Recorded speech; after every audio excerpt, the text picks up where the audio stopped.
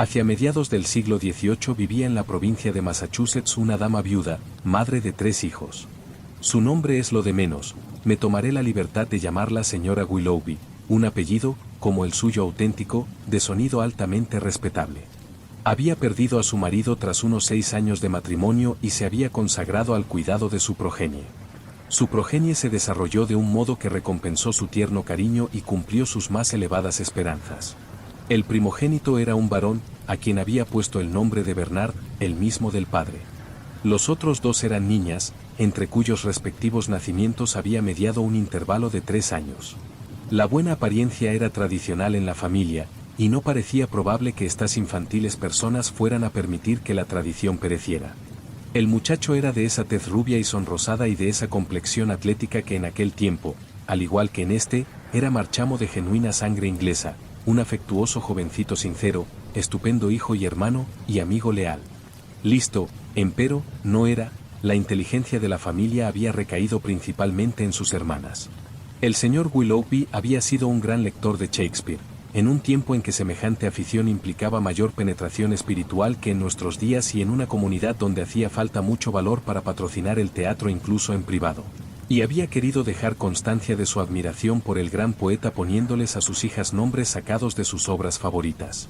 A la mayor le dio el encantador nombre de Viola, y a la menor, el más serio de Perdita, en recuerdo de otra niña nacida entre las 2 pero que solo vivió unas semanas. Cuando Bernard Willoughby cumplió los 16 años, su madre se armó de valor y se dispuso a ejecutar la postrera voluntad de su marido. Había consistido en un apasionado ruego de que, al llegar a la edad apropiada, su hijo fuese enviado a Inglaterra para completar su educación en la Universidad de Oxford, que había sido el escenario de sus propios estudios. A la señora Willoughby su hijo le importaba el triple que sus 2 hijas juntas, pero le importaban más los deseos de su marido. Comke reprimió sus sollozos, y preparó el baúl de su hijo y su sencilla vestimenta provinciana, y lo envió al otro lado del océano.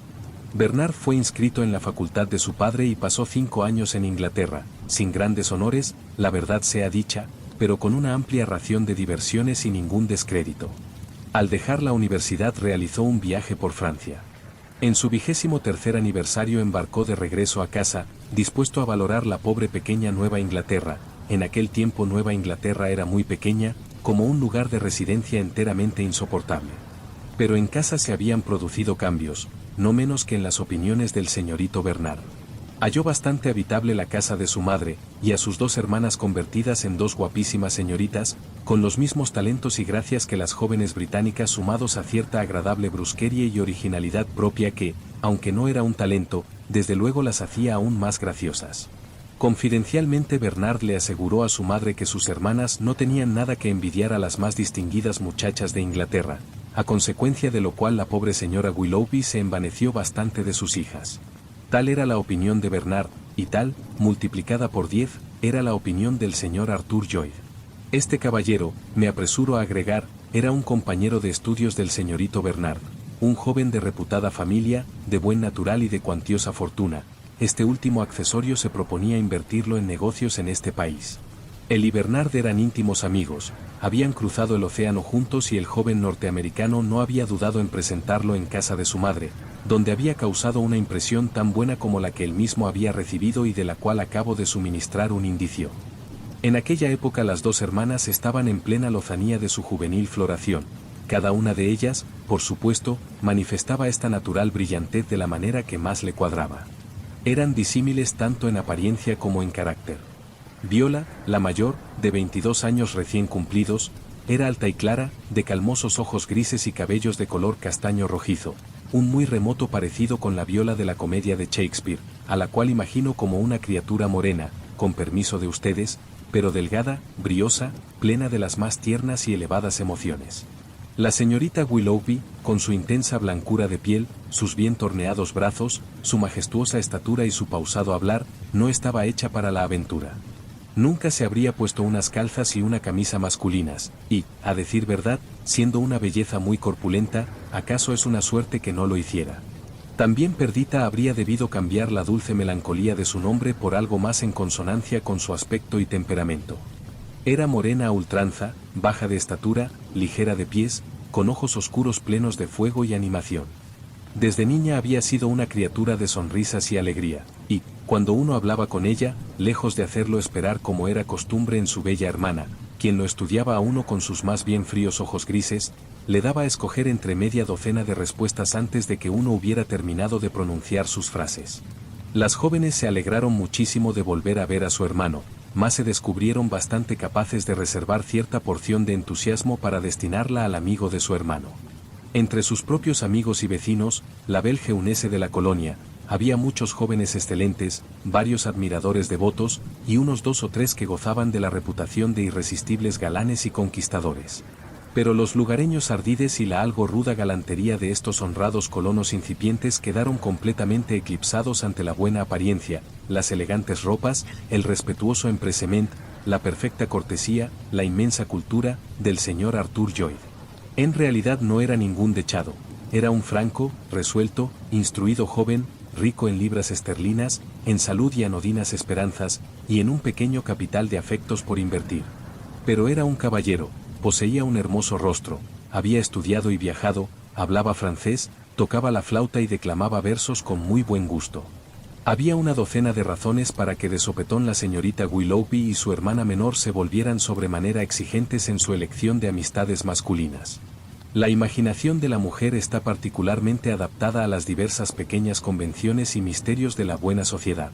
La conversación del señor Lloyd les reveló a nuestras jóvenes doncellas de Nueva Inglaterra muchísimo más de lo que él creyó sobre las personas de alcurnia de las capitales europeas.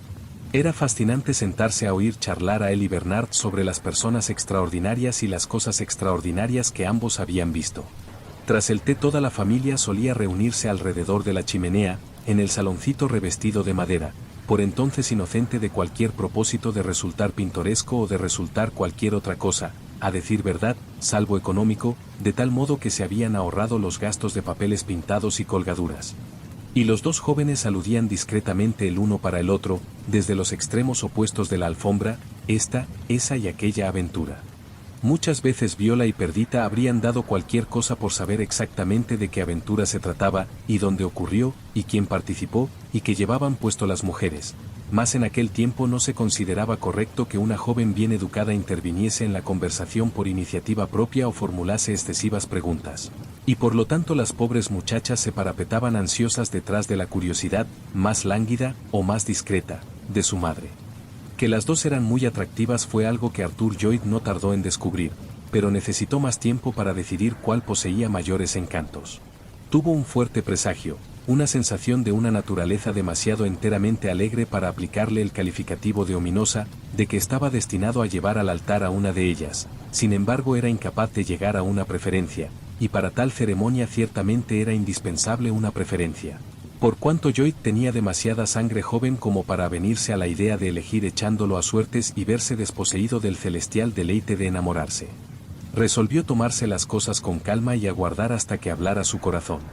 Mientras tanto, llevaba una existencia muy agradable.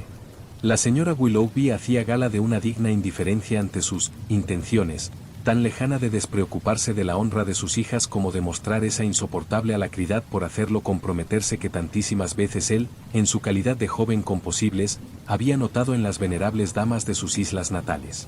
En cuanto a Bernard, lo único que él pedía era que su amigo tratara a sus hermanas como si fueran suyas, y en cuanto a las propias lindas criaturas, por mucho que cada una anhelara secretamente el monopolio de las atenciones del señor Lloyd, se ciñeron a un proceder muy decoroso y humilde y discreto. En su trato mutuo, empero, ellas estaban algo más a la ofensiva. Eran buenas amigas fraternas, entre las cuales habría hecho falta más de un día para que germinara y fructificara la semilla de los celos, pero ambas pensaban que esa semilla había quedado sembrada el día en que el señor Lloyd llegó a la casa. Cada una determinó que, de no cumplirse sus esperanzas, soportaría la decepción en silencio, y que nadie llegaría a sospechar nada, pues, aunque sentían un fuerte amor, asimismo sentían una fuerte soberbia. Pero cada una rezaba en secreto, pese a todo, para que sobre ella recayera la gloria. Tuvieron necesidad de una gran cantidad de paciencia, de autodominio y de disimulo. En aquel tiempo, una joven que se preciara no podía permitirse hacer ninguna insinuación, ni casi responder, de hecho, a las que se le hacían. Lo correcto era que permaneciera inmóvil en su asiento con la mirada en la alfombra, contemplando el lugar donde caería el mágico pañuelo. El pobre Arthur Lloyd estaba obligado a llevar a cabo su cortejo en el saloncito revestido de madera, bajo la mirada de la señora Willoughby, de Bernard y de su futura cuñada. Pero la juventud y el amor son tan astutos que era posible intercambiar un centenar de minúsculas señas y promesas sin que las detectara ninguno de aquellos 3 pares de ojos. Las 2 muchachas compartían la misma habitación y el mismo lecho, con que durante largas horas estaban juntas cada una bajo la observación directa de la otra. Empero, el saberse recíprocamente espiadas no introdujo ni un ápice de diferencia en los pequeños servicios que se prestaban mutuamente, ni en las diversas tareas domésticas que desempeñaban en común. Ninguna desertó ni titubeó ante las silenciosas baterías de la mirada de su hermana. El solo cambio notable que se verificó en sus costumbres fue que ahora tenían menos cosas que contarse una a otra. Era imposible hablar sobre el señor Lloyd y era ridículo hablar sobre cualquier otra cosa. Por tácito acuerdo empezaron a lucir sus mejores ropas y a emplear pequeños instrumentos de coquetería, en forma de cintas y moños y volantes, permitidos por la más incorruptible modestia. De esa misma guisa muda establecieron un pequeño pacto de sinceridad sobre estos delicados menesteres. ¿Quedo mejor así?, preguntaba Viola, prendiéndose al corpiño un conjunto de cintas y apartando del espejo la mirada para dirigírsela a su hermana. Solemnemente Perdita alzaba la vista de su propia labor y examinaba el ornato. «Creo que sería preferible que añadieras una lazada más», decía, con gran gravedad, mirando intensamente a su hermana con ojos que agregaban, «palabra de honor». Así estaban continuamente cosiendo y modificando sus faldas, y planchando sus muselinas, y urdiendo lociones y pomadas y cosméticos, como las mujeres del hogar del vicario de Wakefield. Transcurrieron unos 3 o 4 meses. Ya era pleno invierno y Viola continuaba diciéndose que si Perdita todavía no era capaz de vanagloriarse de algo más que ella, no había mucho que temer de su rivalidad. Pero a estas alturas Perdita, la encantadora Perdita, tenía la impresión de que su secretismo se había vuelto 10 veces más precioso que el de su hermana. Una tarde la mayor de las señoritas Willoughby estaba sentada a solas ante el espejo de su tocador, desenredándose los luengos cabellos. Había empezado a anochecer y cada vez había menos luz. Encendió las 2 velas a ambos lados del marco del espejo y después se acercó a la ventana para cerrar las cortinas. Era un gris atardecer decembrino, el panorama se veía vacío y desolado y el cielo estaba cubierto de nubes nubosas. Al extremo del amplio jardín al cual daba la ventana había una tapia con una puertecita trasera, que comunicaba con un callejón. Dicha puertecita estaba entreabierta, como borrosamente vio en la creciente oscuridad, y morosamente oscilaba en sus goznes, como si alguien la moviera desde el lado del callejón. Sin duda se trataba de una de las criadas. Pero, cuando se disponía a echar la cortina, Viola vio a su hermana entrar en el jardín y echar a andar apresuradamente por el caminito que conducía hasta la casa. Corrió la cortina, aunque dejando una pequeña rendija para espiar. Mientras Perdita recorría el caminito, parecía examinar un objeto que llevaba en la mano, acercándolo mucho a los ojos.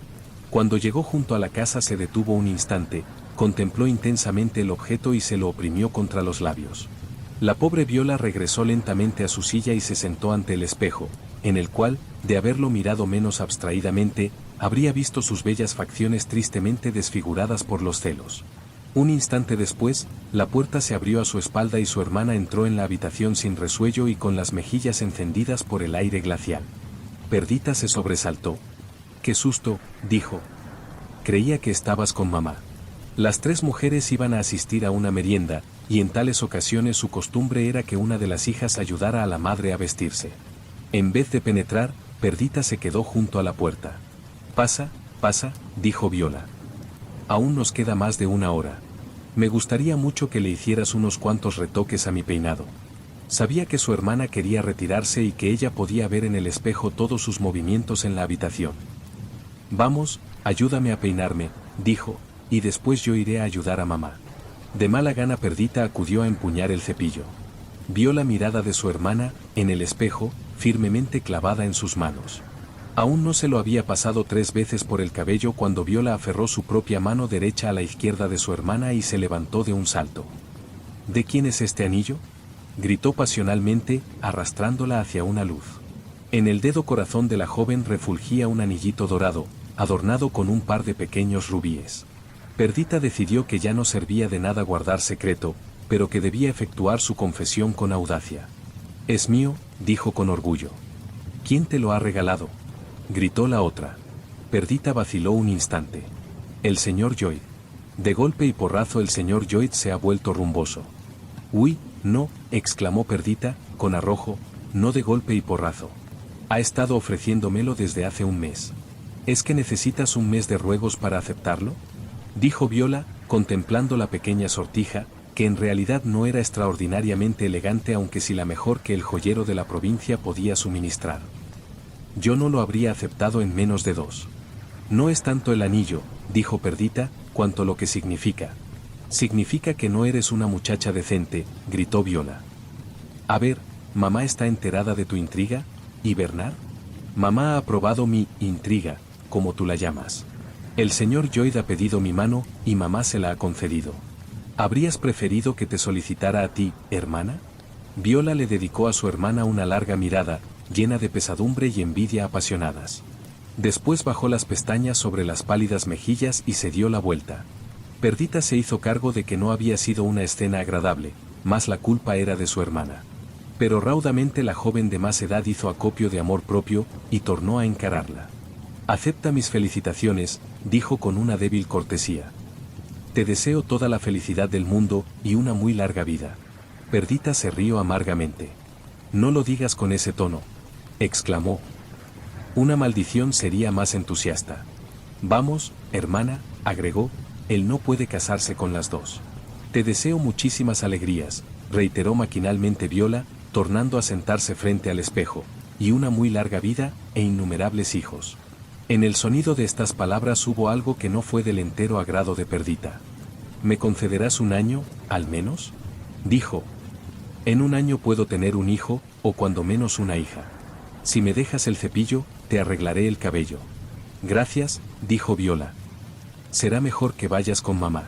No es correcto que una joven prometida en matrimonio atienda a una muchacha que no lo está. De eso nada, dijo Perdita, bienhumoradamente. Yo ya tengo a Arthur para atenderme. Tú necesitas mis servicios más de lo que yo necesito los tuyos. Pero su hermana le hizo ademanes para que se fuera, con que ella abandonó la habitación. En cuanto hubo salido, la pobre Viola cayó de rodillas ante el tocador, ocultó la cabeza entre los brazos y derramó un torrente de lágrimas y sollozos.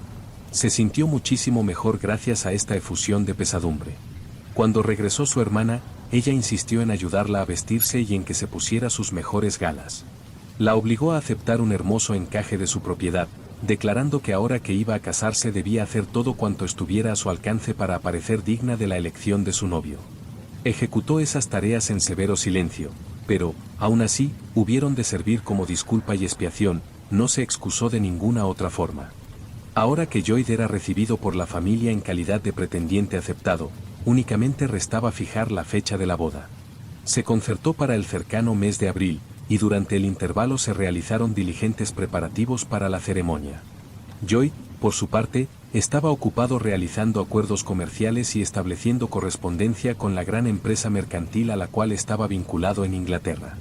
Por consiguiente no fue un tan asiduo visitante de la casa de la señora Willoughby como durante los meses de su timidez e irresolución, y la pobre Viola hubo de sufrir menos de lo que había temido a causa del espectáculo de los mutuos arrumacos de los jóvenes novios. En lo tocante a su futura cuñada Lloyd tenía perfectamente tranquila la conciencia. Entre ellos no había sido pronunciada una sola palabra de sentimiento, y no tenía ni la más remota sospecha de que ella codiciara algo más que un fraternal afecto por parte de él. Se sentía muy feliz, la vida se anunciaba plena de venturas, tanto domésticas como financieras. A la sazón las cárdenas nubes de la revuelta de las colonias todavía estaban 20 años por debajo del horizonte, y era absurdo, era blasfemo, temer que su dicha conyugal tomara derroteros trágicos. Mientras tanto, en casa de la señora Willoughby había un mayor rumor de sedas, un más rápido manejo de tijeras y vuelo de agujas que nunca anteriormente. La señora Willoughby se había propuesto que su hija tuviera el ajuar más espléndido que su dinero pudiera comprar o que el país pudiera suministrar. Fueron convocadas todas las mujeres sabias del condado, y sus gustos aunados fueron inducidos a concentrarse en el vestuario de Perdita. Desde luego no era para ser envidiada la situación de Viola en aquellos momentos. La pobre tenía un irrefrenable amor por los vestidos, y el mejor de los gustos, como sobradamente sabía su hermana. Viola era alta, era exuberante y majestuosa, estaba hecha para portar rígidos brocados y masas de pesados encajes, tales como los propios del atavío de la esposa de un hombre rico. Pero Viola se mantenía apartada, cruzados los hermosos brazos y ausente la mirada, mientras su madre y su hermana y las venerables mujeres antedichas discurrían y cavilaban acerca de sus materiales, abrumadas por la multitud de sus recursos. Un día llegó un hermoso rollo de seda blanca, con brocados de color azul celeste y plata, enviado por el mismísimo novio. En aquel tiempo no se consideraba impropio que el futuro marido contribuyera al trousseau de la novia. A Perdita no se le ocurría ninguna confección y disposición que estuviera a la altura del esplendor de aquella tela. El azul es tu color, hermana, más bien que el mío, dijo, con ojos zalameros. Es una lástima que la tela no sea para ti. Tú sabrías qué hacer con ella. Viola se levantó de su asiento y se acercó a examinar el gran rollo reluciente, extendido sobre el respaldo de una silla. Después lo tomó en sus manos y lo palpó, amorosamente, como observó Perdita, y se plantó ante el espejo con él.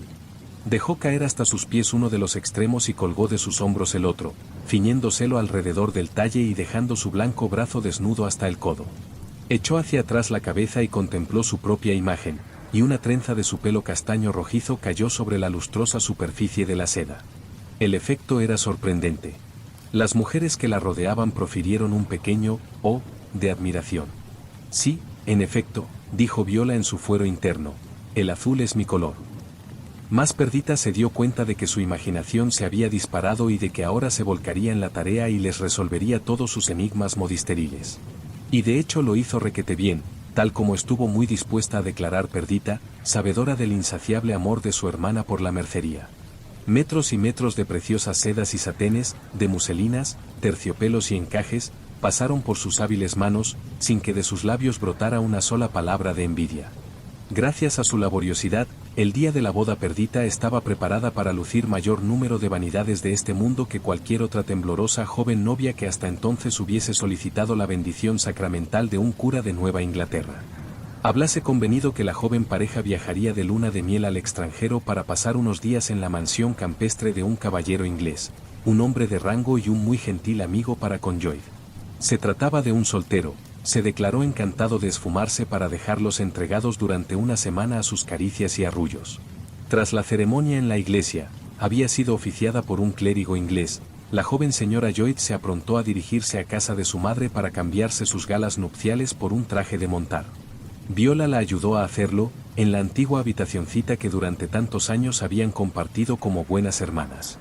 Luego Perdita fue sin pérdida de tiempo a decir adiós a su madre, dejando que Viola la siguiera.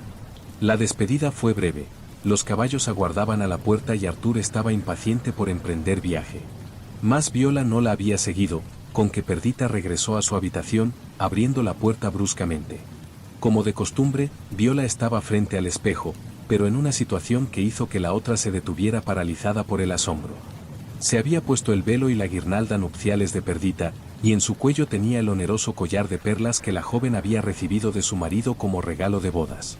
Estos objetos habían sido dejados de lado apresuradamente, para esperar hasta que su dueña dispusiera de ellos a su regreso de la campiña inglesa.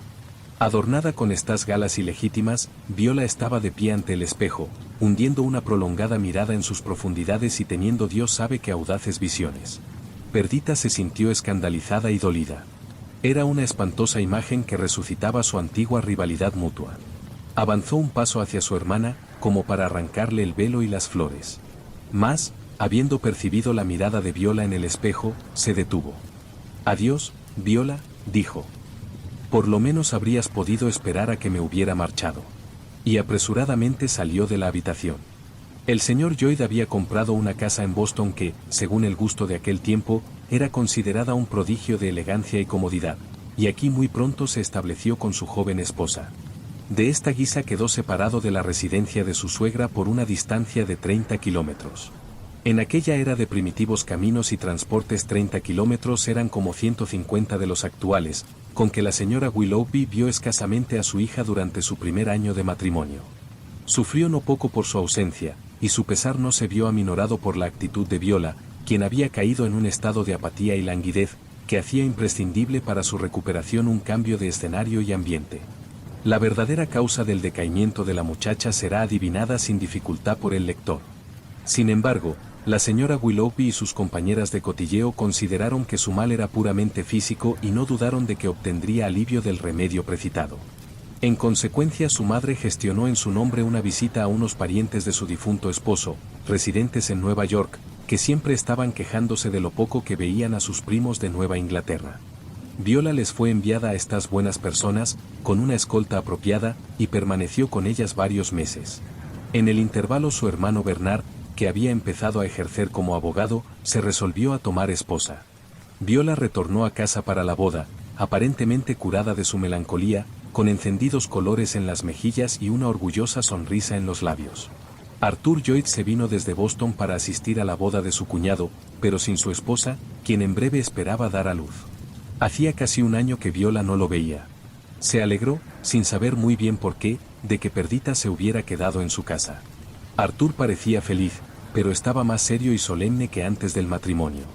A ella se le antojó que tenía un aspecto interesante, pues aunque este vocablo en su sentido moderno todavía no había sido inventado, podemos estar seguros de que la idea sí. La verdad es que sencillamente estaba preocupado por el inminente trance de su esposa. Pese a ello, de ningún modo dejó de observar la belleza y esplendor de Viola y como casi borraba del mapa a la pobre novia.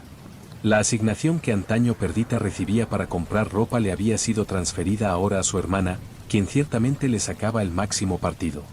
La mañana inmediatamente posterior a la boda, Lloyd hizo colocar una silla de montar femenina en el caballo del criado que con él se había venido desde la ciudad y salió a dar un paseo ecuestre con Viola. Era una clara mañana contagiosa de enero, el suelo estaba limpio y firme, y los caballos en buenas condiciones, por no hablar de Viola, que estaba preciosa con su empenachado sombrero y su chaqueta azul de montar forrada con pieles. Cabalgaron toda la mañana, se extraviaron y se vieron obligados a detenerse a almorzar en una alquería. Ya había caído la temprana noche invernal cuando lograron regresar. La señora Willoughby los recibió con cara larga. A mediodía había llegado un mensajero despachado por la señora Lloyd. Había empezado a sentirse enferma y anhelaba el inmediato regreso de su marido. El joven profirió una blasfemia al pensar que había perdido varias horas y que cabalgando sin descanso ya habría podido estar junto a su esposa. No accedió a quedarse a tomar un bocado de cenar, sino que montó en el caballo del mensajero y partió al galope. A medianoche llegó a su hogar. Su esposa había parido una niña. «Ah, ¿por qué no has estado conmigo?», dijo ella, al llegarse a la vera de su lecho. Había salido cuando se presentó el mensajero. «Estaba con Viola», dijo él, inocentemente. La señora Lloyd articuló un pequeño gemido y volvió la cabeza. Pero la convalecencia iba muy bien, y durante una semana fue ininterrumpida su mejoría. Finalmente, empero, a causa de alguna imprudencia en la dieta o de su afán por abandonar el lecho, se presentaron complicaciones y la pobre mujer empeoró velozmente. Lloyd estaba desesperado. Bien pronto se hizo obvio que la recaída era fatal. La señora Lloyd cobró conciencia de que su fin estaba próximo y declaró que se había resignado a morir. La tercera noche desde que se iniciara el empeoramiento le dijo a su marido que estaba convencida de que no pasaría de esa noche. Hizo salir a los criados, y asimismo le pidió a su madre que abandonara la habitación. La señora Willoughby había llegado el día anterior. Había hecho que trajeran a su hijita a su lecho, y ahora estaba tumbada de costado, con la niña contra su seno, mientras hacía las manos de su marido. La lamparilla de noche estaba oculta tras las pesadas cortinas de la cama, pero la estancia era iluminada por un rojizo resplandor procedente del inmenso fuego de leños de la chimenea. «Resulta extraño morir cerca de un fuego como ese», dijo la joven, débilmente tratando de sonreír. «Ojalá tuviese siquiera una pizca de él en mis venas. Pero se lo he dado todo a esta chispita de humanidad». Y posó la mirada sobre su hija. Luego alzó los ojos para dedicarle a su marido una larga mirada penetrante. El postrer sentimiento que anidaba en su corazón era de desconfianza. No se había recobrado de la conmoción que Arthur le había producido al enterarla de que en el instante de su tormento él había estado con Viola. Confiaba en su marido casi tanto como lo amaba, pero ahora que iba a abandonar este mundo para siempre, su hermana le inspiraba un escalofriante horror. En el fondo sabía que Viola nunca había dejado de envidiarle su buena suerte, y un año de feliz seguridad no había borrado la imagen de la joven ataviada con sus galas nupciales y sonriendo con imaginado triunfo. Ahora que Arthur iba a quedar solo, ¿qué no haría Viola? Era hermosa, era insinuante. ¿Qué artificios no utilizaría, qué impresión no causaría en el melancólico corazón del joven? En silencio la señora Lloyd miró a su marido. Resultaba difícil, pensándolo bien, dudar de su fidelidad. Sus hermosos ojos rebosaban de lágrimas, su rostro se convulsionaba por los sollozos, el hacimiento de sus manos era cálido y apasionado. Cuán noble parecía, cuán tierno, cuán fiel y devoto. No, pensó Perdita, no está hecho para una mujer como Viola. Jamás me olvidará. Ni realmente Viola lo ama, lo único que ama es el lujo y los vestidos y las joyas. Y posó la mirada sobre sus pálidas manos propias, que la generosidad de su marido había cubierto de anillos, y sobre los fruncidos de encaje que formaban el reborde de su camisón. Viola me envidia más los anillos y los encajes que a mi marido. En aquel momento el pensar en la rapacidad de su hermana semejó proyectar una negra sombra entre ella y la indefensa figura de su hijita. Arthur, dijo, tienes que quitarme todos los anillos. No deseo ser enterrada con ellos puestos. Algún día mi hija los llevará, mis anillos y mis encajes y sedas. Hoy he hecho que los sacaran y me los mostraran. Es un magnífico vestuario, no hay ninguno comparable en toda la provincia, puedo decirlo sin vanidad ahora que ya no será mío. Será un magnífico legado para mi hija cuando se haga mayor. En él hay cosas que un hombre no puede comprar dos veces, y si se pierden no hay medio de volver a tenerlas. Con que guárdalas bien. Una docena de ellas se las lego a Viola, ya se las he especificado a mi madre. Le doy aquel vestido de seda recamado de azul y plata, es perfecto para ella, yo solo lo llevé una vez, no me sentaba nada bien. Pero lo demás debe ser guardado como oro en paño para esta pequeña inocente. Es providencial que su color sea el mismo que el mío, podrá llevar mis vestidos, tiene los ojos de su madre. Ya sabes que las modas se repiten cada 20 años. Podrá llevar mis vestidos sin retocarlos. Hasta que crezca lo suficiente, reposarán envueltos en alcanfor y pétalos de rosa, y conservarán sus colores en la dulcemente perfumada oscuridad. Tendrá el pelo negro, se vestirá con mi satén granate. ¿Me lo prometes, Arthur?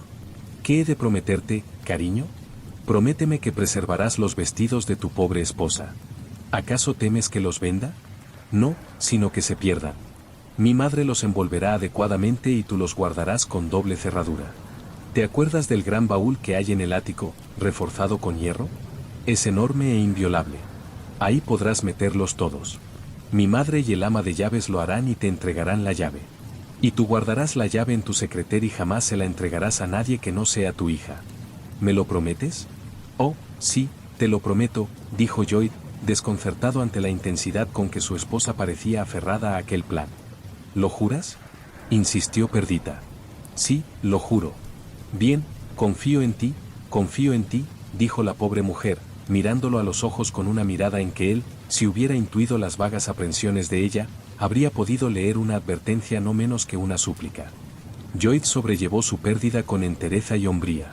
Un mes después de la muerte de su esposa, en el decurso de sus negocios, surgieron circunstancias que le ofrecieron la oportunidad de viajar a Inglaterra. Abrazó tal oportunidad como un remedio contra la tristeza. Estuvo ausente casi un año, durante el cual su hijita quedó bajo los tiernos cuidados y mimos de la abuela. A su regreso volvió a abrir de par en par las puertas de su casa y proclamó su intención de reincorporarse a la vida social como en la época de su esposa. Muy pronto oyeronse predicciones de que no tardaría en casarse de nuevo, y hubo por lo menos una docena de muchachas de quienes se puede decir que no fue por culpa de ellas y, durante 6 meses tras su regreso, la predicción se incumplió. Durante este intervalo su hijita siguió en manos de la señora Willoughby, pues ésta le aseveró a su yerno que un cambio de residencia a tan temprana edad era arriesgado para la salud. Finalmente, empero, él declaró que su corazón ansiaba la presencia de la pequeña y que debía serle reintegrada. Mandó su carruaje y su ama de llaves para recogerla. A la señora Willoughby le entró terror de que a su nietecita le ocurriera algún percance por el camino, y, ante la manifestación de tal sentimiento, Viola se ofreció a acompañarla durante el viaje. Podría regresar al día siguiente. Así es que marchó a Boston con su sobrinita, y el señor Lloyd se la encontró ante el umbral de su casa, emocionado de gratitud ante su amabilidad. En vez de regresar al día siguiente, Viola se quedó allí toda la semana, y cuando por fin volvió a su casa, solo lo hizo para llevarse algunas de sus cosas. Arthur y la niña no querían ni oír hablar de su marcha. La pequeña lloraba y gemía si Viola la dejaba, y ante la visión de su decaimiento Arthur enloquecía y juraba que también ella iba a morir. En definitiva, nada los tranquilizaba excepto que Viola se quedara hasta que la criaturita se hubiera acostumbrado a las caras desconocidas. El acostumbramiento tardó 2 meses en producirse, pues no fue sino hasta que hubo transcurrido este plazo cuando Viola se despidió de su cuñado. La señora Willoughby se había incomodado e irritado ante la prolongada ausencia de su hija, había declarado que no era decorosa y que estaba siendo la comidilla de toda la región. Había transigido únicamente porque, sin la presencia de la joven, su hogar gozó de un inusitado periodo de paz. Bernard Willoughby continuaba viviendo en casa de su madre, junto con su esposa, y entre esta y su cuñada existía una amarga hostilidad. Puede que Viola no fuese ningún ángel, pero en los asuntos cotidianos de la vida era una muchacha de suficiente buen talante, y aunque se peleaba con la mujer de Bernard no era sin mediar provocación. Que se peleaba, sin embargo, era algo sobre lo cual no cabía duda, para gran enojo no solo de su antagonista, sino también de los dos espectadores de estos continuos altercados. Por consiguiente, el vivir en el hogar de su cuñado habría sido delicioso aunque solo fuera porque así podía apartarse del objeto de sus antipatías en el hogar materno. Lo era doblemente, lo era 10 veces más, por cuanto la mantenía cerca del objeto de su antigua pasión. Las reflexiones de la señora Lloyd se habían quedado lejísimos de la verdad, en lo tocante a lo que por su marido sentía Viola. Había sido una pasión al principio y una pasión seguía siendo, una pasión los efluvios de cuyo radiante calor no tardó en notar el señor Lloyd, atemperados para acomodarse al delicado estado de los sentimientos de éste. Como ya he dicho, Lloyd no era ningún dechado, no entraba en su naturaleza guardar una fidelidad eterna. Aún no había compartido muchos días su hogar con su cuñada cuando comenzó a aseverarse para sus adentros que ésta era, como se solía decir en aquel tiempo, diabólicamente atractiva. No es preciso investigar si realmente Viola puso en práctica aquellos insidiosos artificios que su hermana se había sentido tentada de atribuirle. Baste decir que siempre hallaba el modo de aparecerse en su aspecto más favorecedor. Todas las mañanas se sentaba junto a la gran chimenea del comedor, con una labor de ganchillo, mientras a sus pies su sobrinita retozaba sobre la alfombra, o sobre la cola de su vestido, y jugaba con sus ovillos de lana. Muy insensible habría sido Lloyd si hubiese permanecido indiferente a las ricas sugerencias de aquel cuadro encantador. Adoraba portentosamente a su hijita, y nunca se cansaba de cogerla en brazos y de lanzarla al aire para volver a recogerla, haciéndola gorjear de alegría. No pocas veces, sin embargo, se permitía mayores libertades de lo que por ahora la pequeña estaba dispuesta a tolerar, y ésta vociferaba súbitamente su desagrado. Entonces Viola depositaba la labor y tendía sus bellas manos con la grave sonrisa de una joven cuya virginal imaginación le hubiera revelado todas las artes apaciguadoras de una madre. Lloyd le entregaba a la niña, sus miradas se encontraban, sus manos se rozaban, y Viola apagaba los infantiles sollozos sobre los níveos pliegues del tocado que cruzaba su pechera. Su dignidad era perfecta, y nada podía ser menos intrusivo que el modo en que hacía uso de la hospitalidad de su cuñado. Casi se habría podido decir, quizá, que en su reserva había algo de osquedad. Lloyd experimentaba la provocativa sensación de que ella estaba en la casa y sin embargo era inabordable. Media hora después de la cena, al mismísimo inicio de las largas veladas invernales, ella encendía su vela, le hacía una asaz respetuosa reverencia al joven y marchaba a acostarse. Si esto eran artificios, Viola era una gran artífice. Pero el efecto de los mismos era tan suave, tan paulatino, estaban calculados para influir sobre el alma del joven viudo con un crescendo tan exquisitamente matizado, que, como ya ha visto el lector, hicieron falta varias semanas para que Viola principiara a sentirse segura de que sus ganancias habrían de compensar su desembolso. Una vez que adquirió esta convicción interior, hizo el equipaje y regresó a casa de su madre. Allí esperó durante 3 días. Al cuarto, el señor Lloyd hizo su aparición, un respetuoso pero apasionado pretendiente. Viola lo escuchó hasta el final con gran humildad y lo aceptó con infinito recato. Es difícil creer que la señora Lloyd le habría perdonado esto a su marido, mas si algo habría podido desarmar su resentimiento habría sido la ceremoniosa continencia de aquella entrevista. Viola le impuso a su novio un brevísimo periodo de noviazgo. Se casaron, como convenía, en la más estricta intimidad, casi en secreto, con la esperanza, tal vez, como a la sazón alguien sugirió maliciosamente, de que la anterior señora Lloyd no llegara a enterarse. Según toda apariencia el casamiento era venturoso, y cada una de las partes obtenía lo que había deseado, Lloyd una mujer diabólicamente atractiva, y Viola, pero hasta ahora los deseos de Viola, como habrá advertido el lector, tienen mucho de misteriosos. En su mutua felicidad hubo, a la hora de la verdad, 2 sombras, pero el tiempo podría, acaso, desvanecerlas. Durante los primeros 3 años de su matrimonio la señora Lloyd no consiguió ser madre, y por su parte su marido sufrió grandes descalabros económicos. Esta última circunstancia motivó una drástica reducción de gastos, y por fuerza Viola no pudo llevar la vida de una gran dama en la misma medida que su hermana. Se las industrió, no obstante, para representar con ininterrumpida constancia el papel de mujer elegante, aunque hay que confesar que ello requería el despliegue de un ingenio mayor de lo que corresponde a un auténtico sosiego aristocrático. Desde hacía mucho tiempo había comprobado que el suntuoso vestuario de su hermana había sido secuestrado en beneficio de su hija y estaba languideciendo en la desagradecida oscuridad del polvoriento ático. Era indignante pensar que aquellas gloriosas telas esperarían hasta que las reclamase una niña que se sentaba en una sillita y tomaba leche con migas en una cuchara de madera. Viola tuvo el buen gusto, empero, de no hablar del asunto hasta que hubieron expirado varios meses. Entonces, por fin, tímidamente abordó a su marido.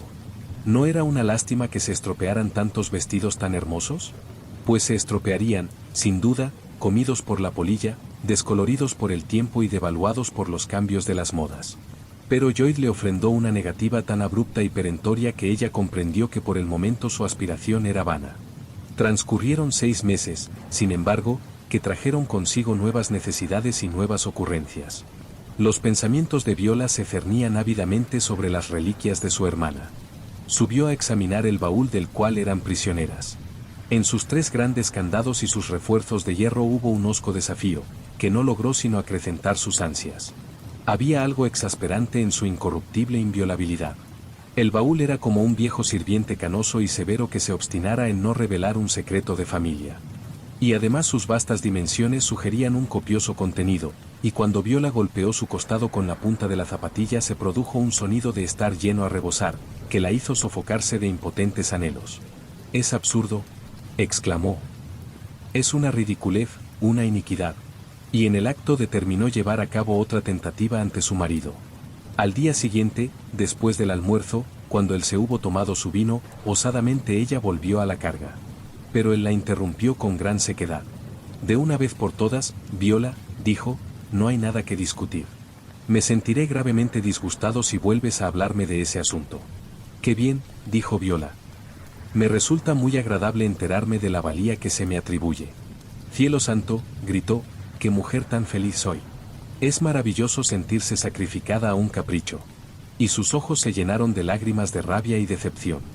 Lloyd sentía el natural horror de un hombre bueno a los sollozos de una mujer, y probó, puedo decir condescendió, a explicarse. «No es un capricho, cariño, es una promesa», dijo, «un juramento». «¿Un juramento? Bonito motivo de juramentos. ¿Y a quién, si puede saberse?» «A Perdita», dijo el joven, alzando la mirada un instante, pero bajándola de inmediato. «Perdita, ah, Perdita». Y se desbordó el llanto de Viola. Su pecho se estremeció en tempestuosos sollozos, unos sollozos que eran la retardada reproducción del violento acceso de llanto que la invadiera la noche en que se enteró del compromiso de su hermana.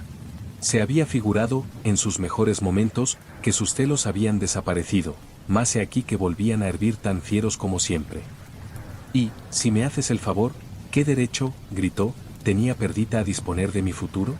¿Qué derecho tenía a obligarte a la mezquindad y la crueldad? Ah, qué digno lugar ocupo y qué bonito papel represento. Tengo que conformarme con lo que Perdita dejó». «¿Y qué es lo que dejó? Hasta ahora no lo había sabido». «Nada, nada, nada».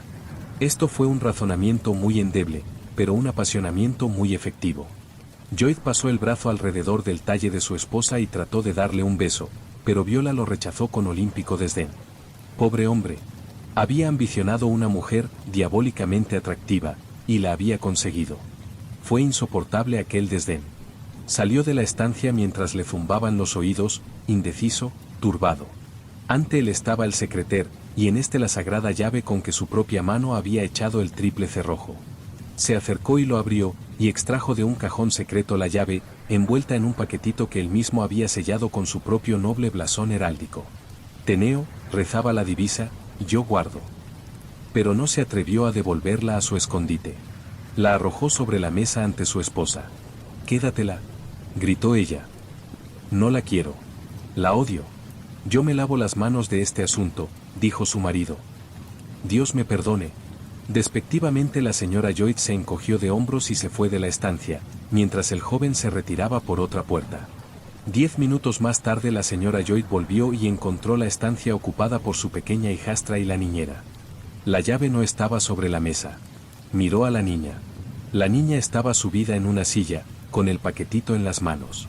Había roto el sello con sus propios deditos. Prestamente la señora Lloyd se apoderó de la llave. A la hora habitual de la cena Arthur Lloyd regresó de su contaduría.